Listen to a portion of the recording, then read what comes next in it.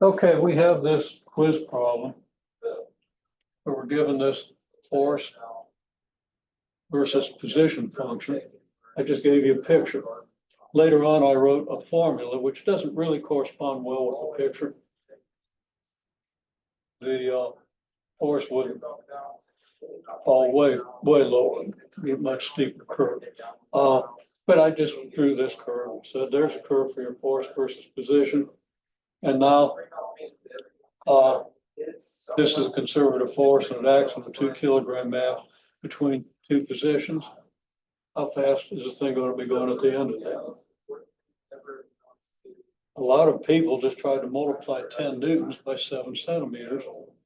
And that's clearly not valid because between 3 centimeters and 10 centimeters, 3 centimeters is around here. You never get a force even as big as 10 centimeters or 10 newtons, okay? So you can't multiply just whatever convenient force you see. You have a variable force. What do you do with a variable force? Well, you know what to do with a variable force, because I think just about all of you wrote down, well, we integrate that from 3 centimeters to 10 centimeters, right? Everybody knows that, I think. Okay, at least almost everybody knows that. I'm not sure. I'm not sure what I saw in some papers now. So you know you're going to integrate that. And I said, that's okay. Go ahead and use that if you can't get it from the graph. But how do you get it from the graph? It's a whole lot easier. I mean, it's an easy enough integral, but some of you have slightly rusty integration technique. Okay. And really the way to do this involves a very trivial U substitution. Opposite pictures here to think about this. How we manage the economic.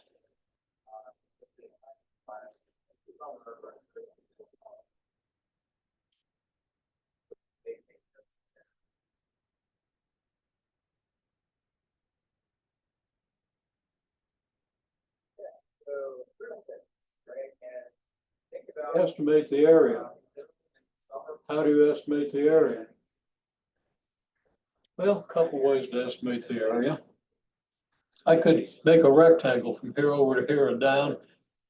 And the area of that rectangle would be probably about 40 Newton centimeters. Okay. Now, the area from a rectangle from here on down is bigger than the area of this thing, right? You might approximate, say, oh, it's about twice as big. Well, it's a little less than twice as big. If you said the area here is half of the area of this rectangle, I wouldn't quibble much at this point. But I would then show you what I've already shown you. Estimate the average. How do you estimate the average? You're going to need to know how to do that in the test. Okay.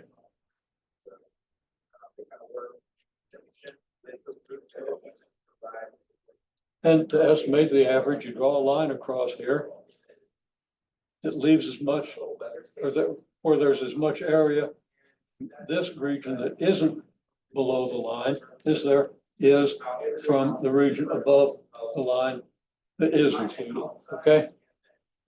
We've done that. Make sure you know how to do that. Having seen that, one would hope you draw yourself a few diagrams and make those estimates, okay? Just to kind of get that in your head because it's a really simple process. And I'm not going to be too picky about how well you estimate that average as long as it's halfway reasonable, okay? Now, if you draw a line down here and say that's the average, no, it's going to have to be higher, okay? Because of what I told you.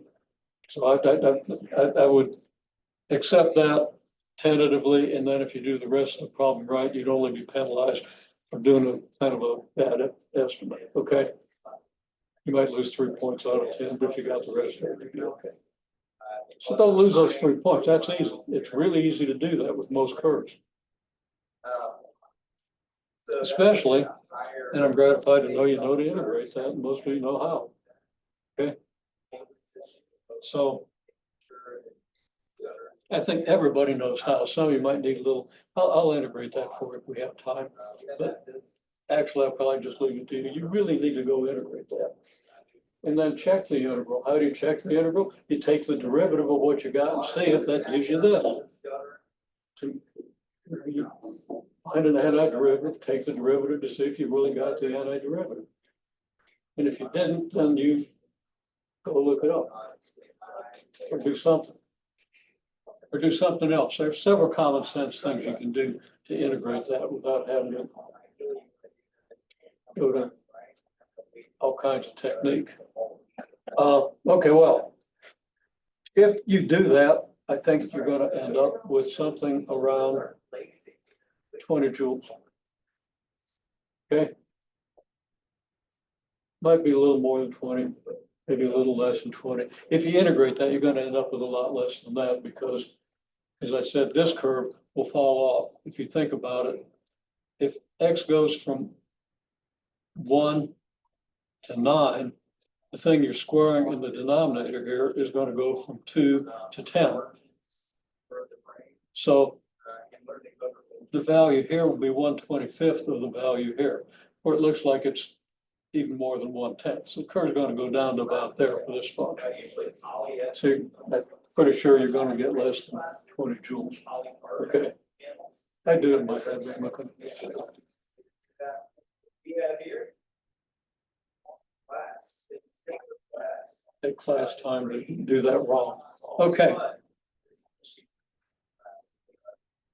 So what's the speed going to be? Most of you did something to get an energy and then did the right thing to get the speed. Yeah, just let it equal 1/2 mv squared and solve for v. So that's good. Okay. So let's assume everybody knows how to set 1/2 mv squared equal to kinetic energy, and v is the square root of 2 times kinetic energy over mass. And put your numbers in and check your units. I saw calculations in some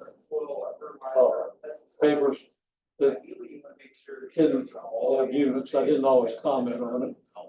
Depends on what you were doing. Okay. Also monitoring. So what are. You know, I see things like 10 volts times 3 kilograms equals 14 joules. Senseless.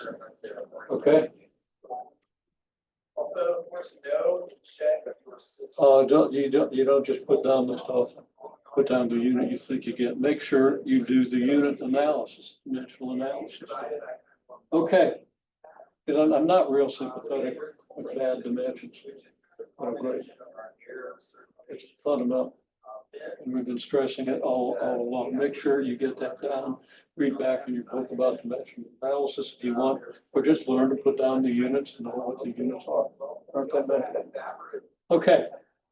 Now, if it's the end of a string 10 meters long, how far would it swing up?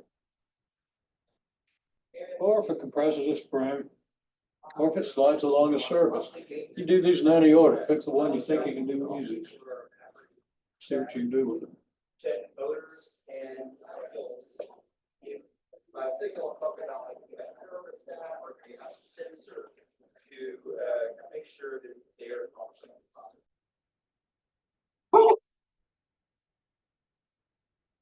Okay.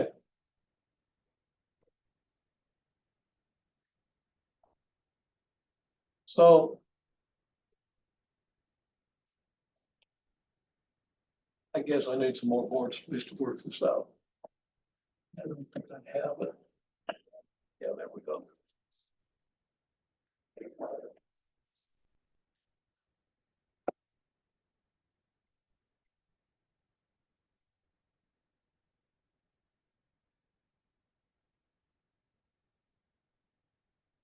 I'm just going to take this board away because everybody knows what the problems are. Okay.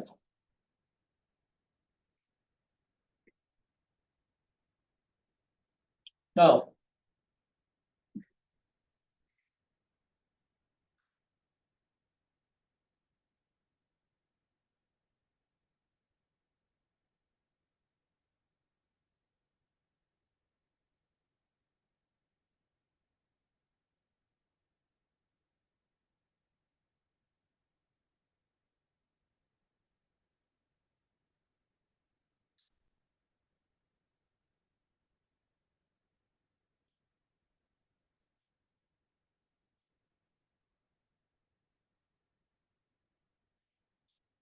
Now I get the work done by conservative forces, 1.4 joules.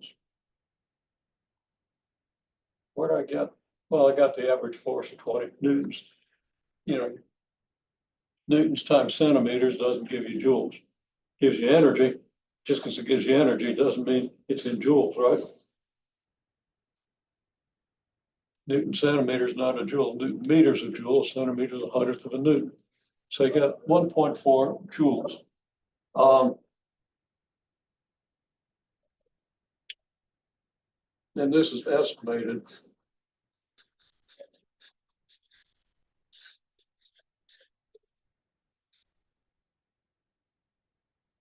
From the graph. Now, did I do that right? No. I said it was, did I say 20? I was saying the average force was about 2 newtons. So actually, it's 2 newtons. It's like 14 newton centimeters. So it's 0.14 joules. And that's about what I calculated earlier. Well, I was doing the same dumb thing. I was thinking of X as being in meters. So I got 20 when it would have been 14. It wasn't meters, it's centimeters. So it's 0.14 joules. If you got like 14 joules, that's okay. Just be more careful with your units next time, right? In other words, you're breaking the problem down right. You're using the right relationships, but you're not focusing quite well enough on the details. And I wasn't either. I was just looking at the numbers. And then when you do the integral, I think it comes out pretty close to 6.3, but it's in Newton centimeters, so it's like 0.063 joules. I've got a question. So I was asked how I got 2 newtons.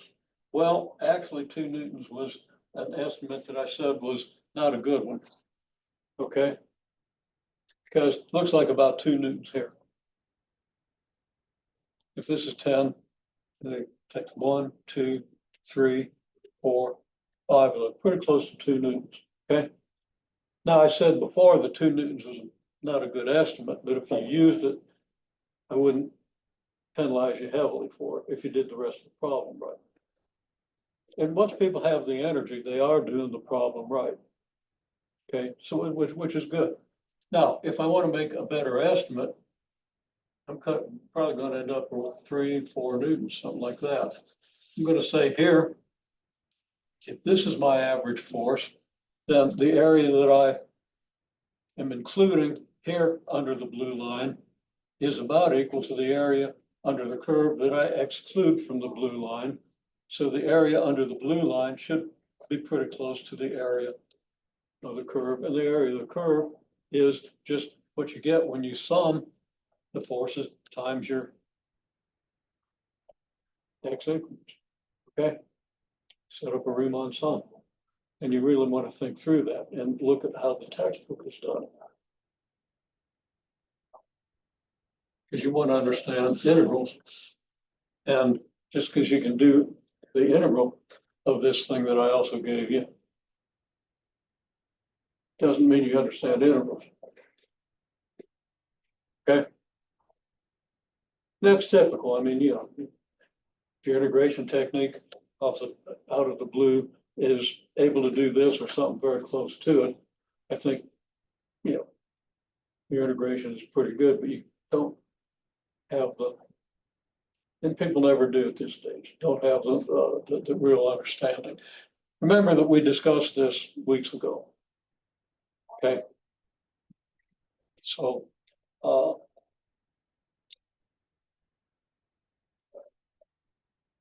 that idea should begin to take hold like quickly before the test. Okay. Play around with it. You know, take some simple curves and try to estimate what the integral ought to be and then integrate and see. Doesn't take long.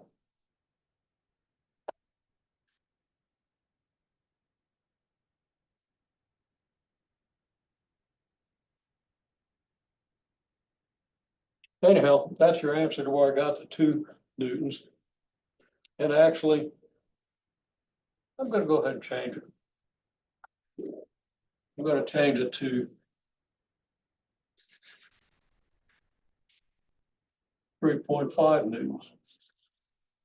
And that gives me 2125.5 Newton centimeters, which is about 0.25 joules, a quarter of a joule.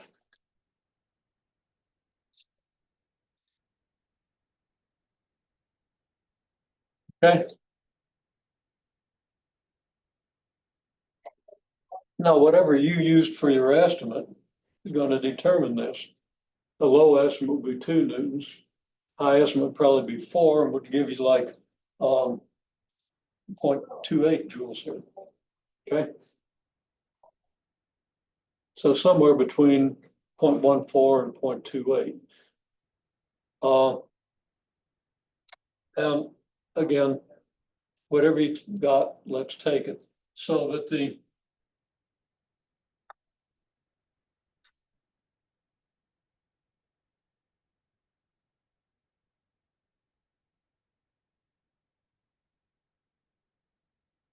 from rest is no other force.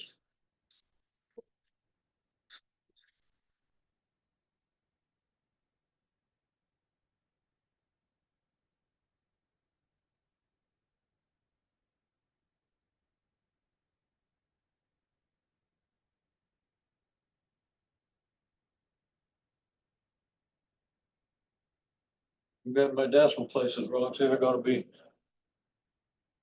getting a square root of 0.25. Okay, 2K is 4 newtons, right? I'm sorry, 2K is 0.5 joules. Multiply that by 2 and divide by the mass. Well, you're going to have 0.5 joules per kilogram, 0.5 meters squared per second squared. That means you got about a 0.7 meter per second velocity. Now, if your estimate was a little bit lower, you get a little lower estimate for the speed. Okay.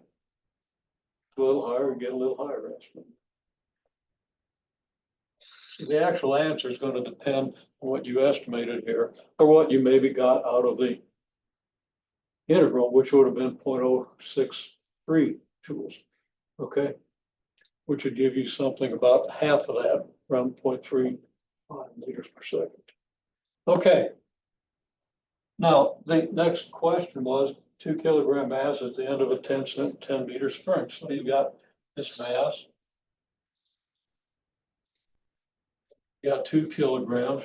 Implicitly, the string has no significant mass, but it's attached to a ceiling or something, right? And the question is, how far does it swing out? Well, my answer is it swings out along a circular arc. It's probably a bad circle. Let's see, a circle of this radius. Let's try to make it look better. Something like that. Circular arc.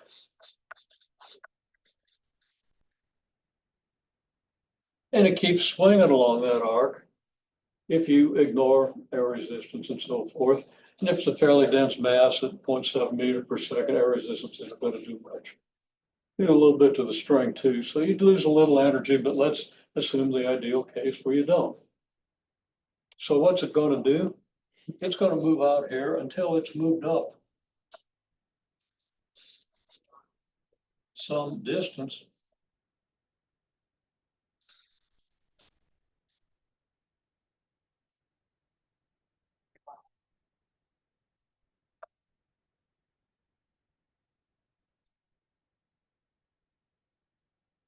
Delta Y. If it moves up some distance delta Y, then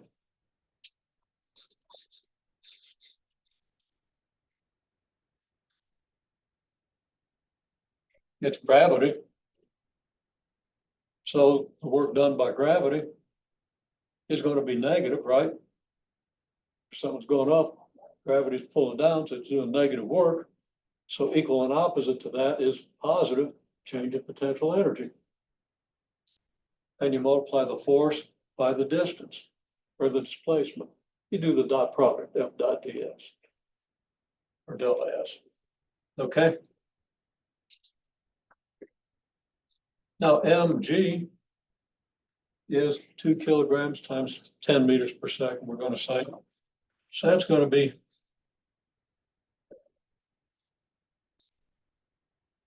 20 newtons times delta y, isn't it? And the 20 newtons times delta y should equal 0.25 joules.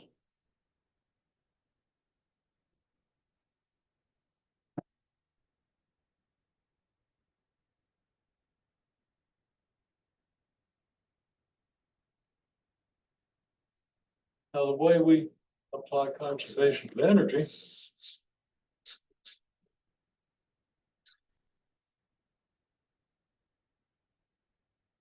delta U plus delta K equals 0. Why is it equal to 0? Because this sum is equal to the work done by the net, by the non-conservative forces. We're assuming there are no non-conservative forces. And I'll write that, formula is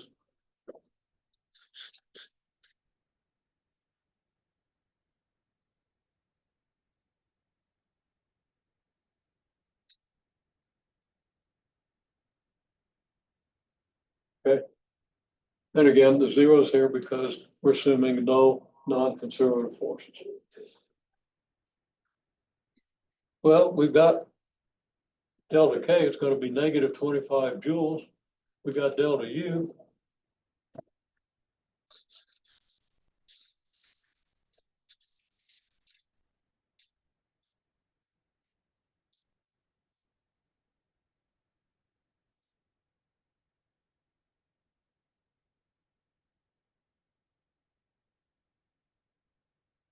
Mg delta Y is 0.25 joules. Mg is 20 newtons times delta Y. So we divide 25 joules, 0.25 joules by 20 newtons. And I'm not going to finish it for you. It tells us how high we go.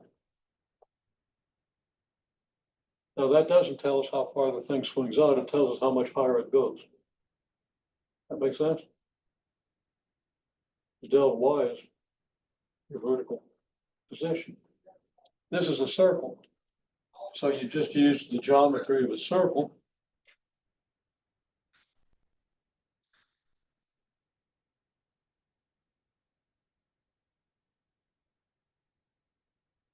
And you can make a right triangle out of this by drawing this horizontal line to height delta Y above the original position of the mass.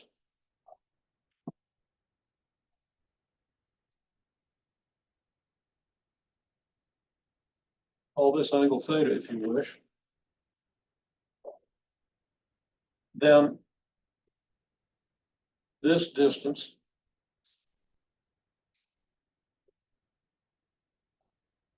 from here to here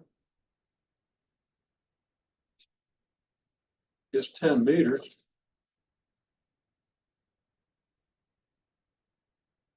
Times the cosine of theta. And the distance it swings out is 10 meters times the sine of that angle.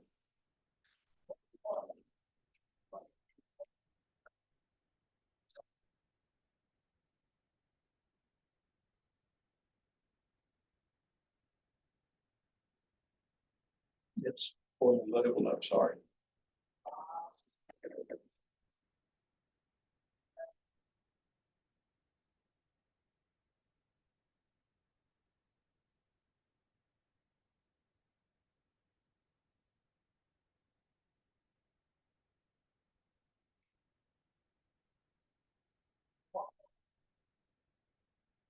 So from that, you can tell how far it goes out. And you want to be sure you understand that picture. The 10 meters times cosine theta.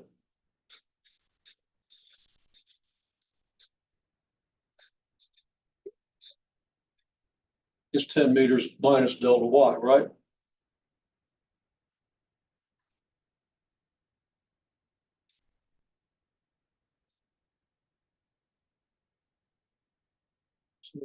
This leg of this triangle is 10 meters minus delta y. You can put the rest together and should.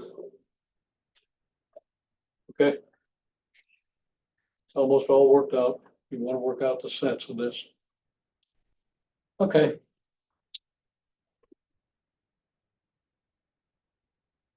Now, spring.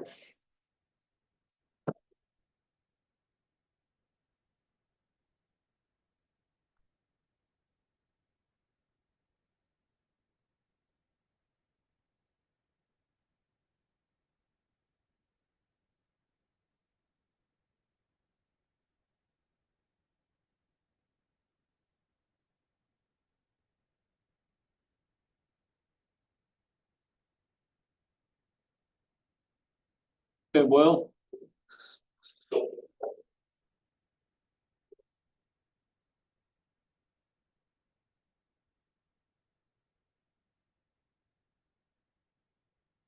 we integrated to get that last time, so if you're not sure of that, review it or read it someplace. Know where that comes from, because I'm not gonna necessarily just ask you in the test to use this. I'm gonna ask you, why is it? And I'll actually even just jot down a quick answer here. It's the integral from 0 to x of 1/2 k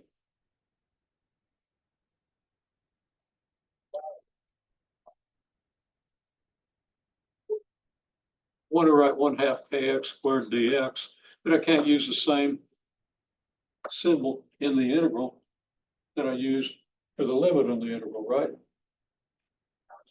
So I'm going to use the Greek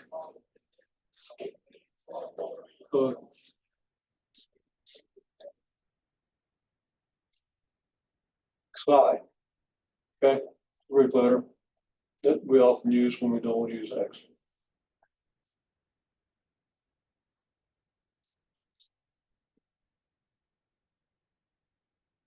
That's the integral of your conservative force from 0 to x.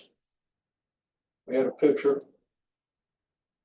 Try to make sure you really understand that so you know where this is coming from. Because among other things, if you know where it came from, then you know what it means much better, and you're more likely to relate it to the question. Okay. Also, it helps you remember things. Well, anyhow, here's your spring. There's your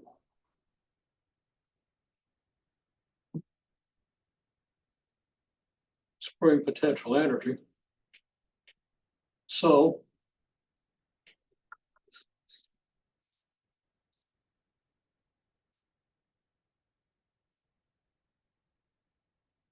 delta U plus delta K equals 0 again. Again, there are no non-conservative forces. Okay. In reality, there might be a little bit of friction. And it will do some work, and we're going to deal with that in now. Okay. So we got delta U plus delta K equals 0. What's delta U? Well, it's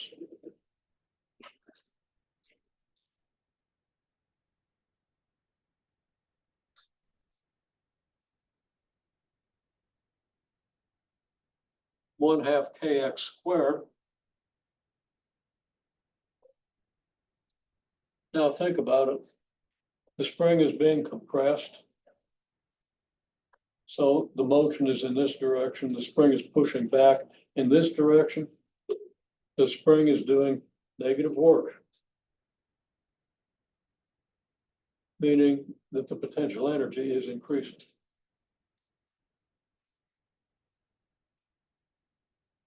Something wrong about that. No, that's right.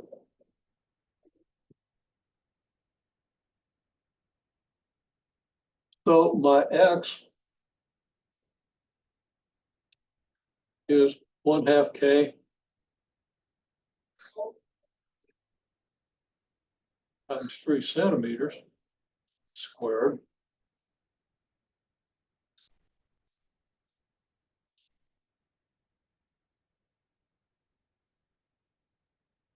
Final potential energy minus the initial, which was 0 because the thing was initially uncompressed. And then the delta K is again minus 0.25 joules. So that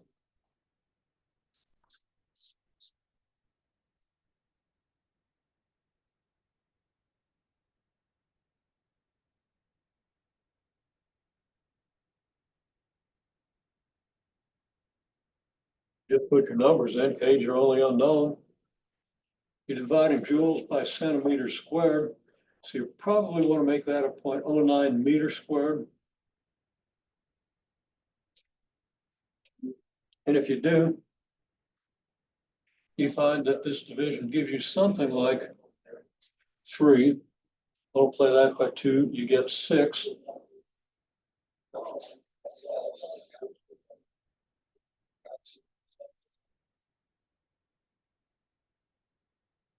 And you get like 6 newtons per meter. Now that doesn't seem quite right to me, but that's appears to be what it works out to be.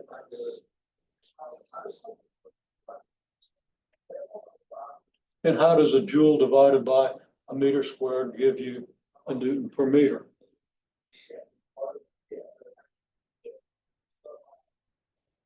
And you need to work that out. Okay. How do these connect?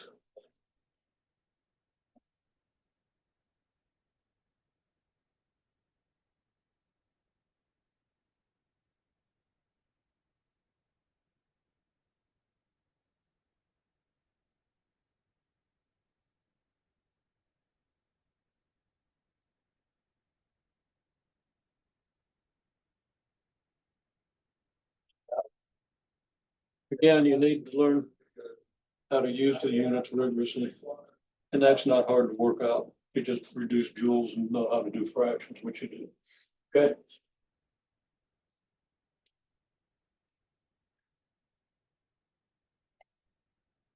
All right. Now, the last question was, if the thing slides 4 meters along a uniform level surface to rest, what is coefficient of friction? Okay. You can use my estimate, 0.25 joules. You can use your own estimate. I'm gonna let you work on that for a couple more minutes. That one ought to be pretty straightforward. You just use the thing I wrote out. Work by non-conservative forces is delta U plus delta K. I'll write it out here for you.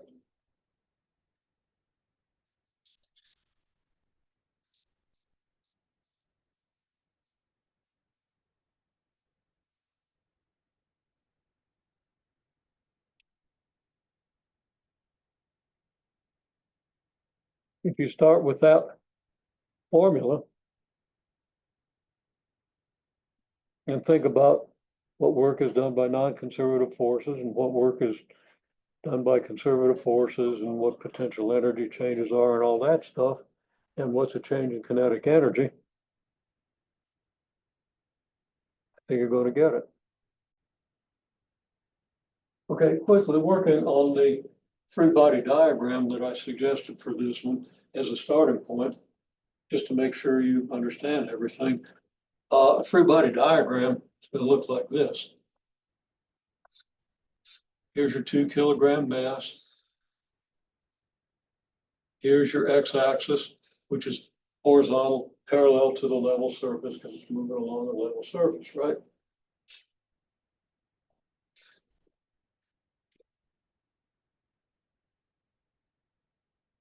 You got mg acting down.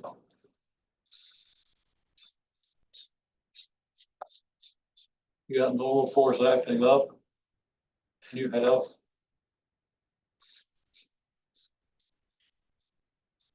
frictional force acting this way. Everybody I've seen drawing a free body diagram is drawing an arrow in this direction. What force is acting in that direction? Things sliding along the tabletop. What's touching? Anything touching it other than the tabletop? The only force the tabletop's exerting is this and this. Okay? There's no other force involved. There's a little air resistance maybe. Okay, but we're ignoring that. So why would you draw force there? Well, you have this intuition that something's pushing it forward. Nothing's pushing it forward. It's being pushed backward. It's still going forward because it had kinetic energy in that direction. That kinetic energy is not a force. The kinetic energy is the result of a force. But this force is done. And the only thing that's acting on it is these three forces. These two are in balance. So the net force is the frictional force. Okay. Now, when you try to pull that in here, do you have a non-conservative force? Is there a change in potential energy? Is there a change in kinetic energy? You can answer two of those questions with numerical quantities. And the third, well, still have to figure out what to do with it. So see what you can do.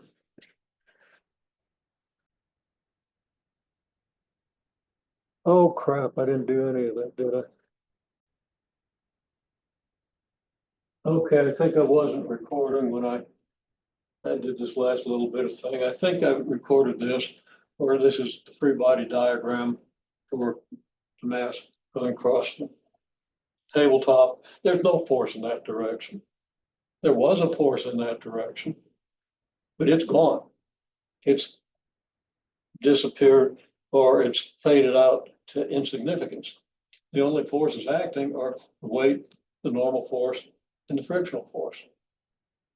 So, in looking at this last problem, which is actually should be the easiest of the bunch, good idea to start with a free body diagram. Why am I not able to see the screen here?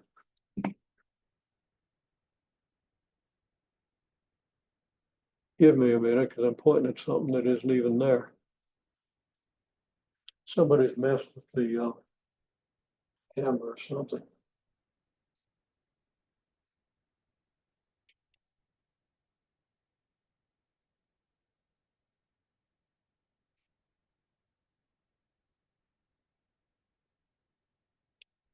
Gotta fix that.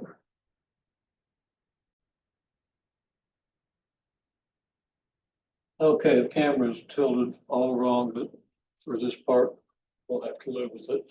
Again, here's your free body diagram, weight down, normal force up, friction back here, no force in this direction. The force is done. Okay, delta S is 4 meters. I'm trying to calculate the coefficient of friction. So the work done by the non-conservative force equals the change in potential energy plus a change in kinetic energy. The change in kinetic energy, we know the thing comes to rest. Thing starts out with the kinetic energy, according to the calculation I'm using, of 0.25 joules. So the kinetic energy is going to go down to 0.25 joules. We don't know what delta U is. Actually, we kind of do know what delta U is because we have the information that the spring gets compressed by 3 centimeters. What's the force constant of the spring? Well, we solved that. Now, if instead of being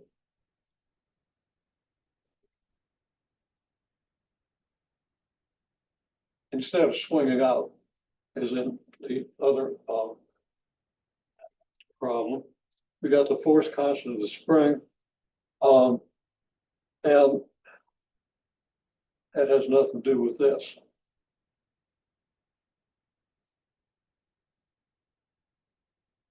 So actually, what I was confusing two things there.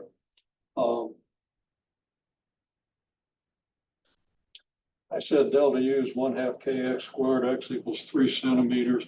That's wrong because we're not catching the thing with the spring. That was here. Okay, delta U is 0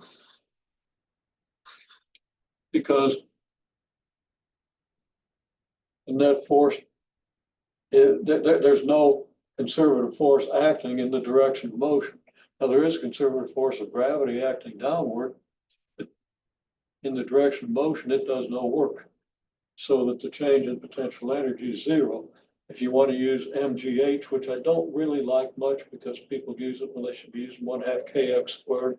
If you use MGH, H is a vertical displacement. There's no vertical displacement here. It's zero. So there's no work done by conservative force. So delta U is zero. So the work non-conservative equals a change in K. Change in kinetic energy, which is negative 0.25 joules. So here you have everything mu K times the normal force times delta S equals 0 minus 0.25 joules.